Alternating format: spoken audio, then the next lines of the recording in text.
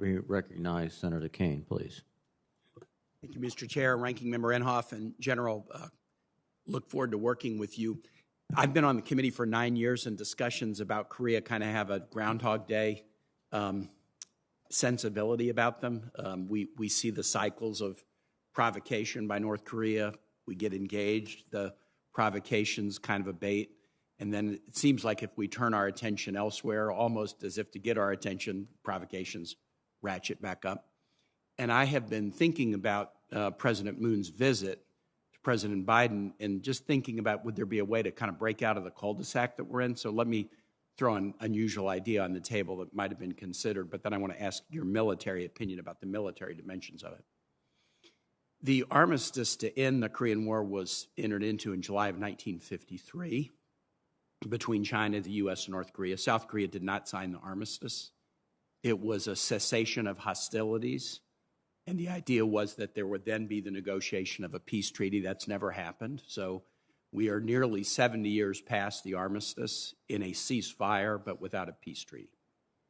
North Korea uses that there's never been a peace deal, and South Korea didn't sign the armistice, and there's troops amassed on our border. They use that to sort of create a mythology in North Korea about the need to be overly militarized because the war could start again any minute. There's not a peace deal. South Korea didn't even sign the armistice.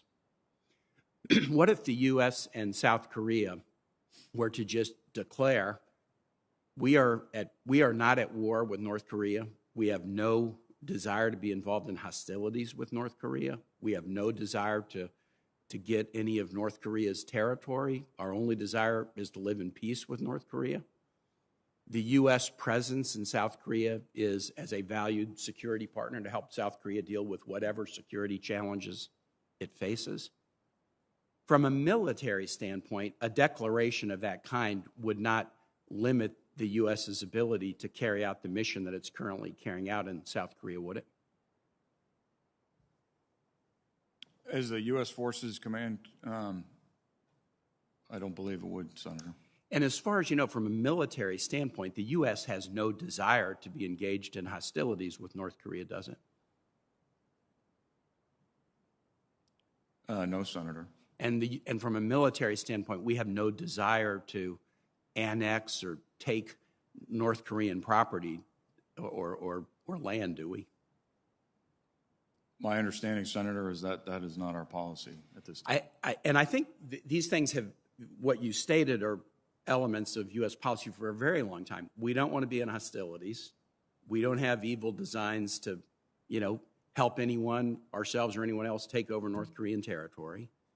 The notion that we're 70 years into a ceasefire without a peace deal, the peace negotiation with North Korea is very complicated, as we know. But why can't we just, with South Korea, declare we're no longer at war with North Korea, we have no hostile intent, we only want to live peacefully with all of our neighbors? It would seem if we would do that, we might reverse some of the polarities that North Korea uses to gin up this notion that war could start again any second. They would still not like U.S. presence in South Korea. We would still want to get them to denuclearize, but we would be negotiating not as adversaries, at the brink of war, but we would be negotiating as sovereign nations trying to solve problems. And I guess I'm just wondering whether there's something that can be done that the U.S. and South Korea could do together without playing Mother May I with North Korea. Is there something we could do together that would take away the North Korean narrative of a ceasefire but no peace deal and a war that could begin any minute? And I recognize from your answer to Senator Gillibrand that some of these are in the diplomacy space, not in the military space, but I think your testimony on the military dimensions of it are accurate. We don't have any desire to be in aggression with North Korea. We don't have any desire on their territory. We would obviously want there to be peace on the peninsula.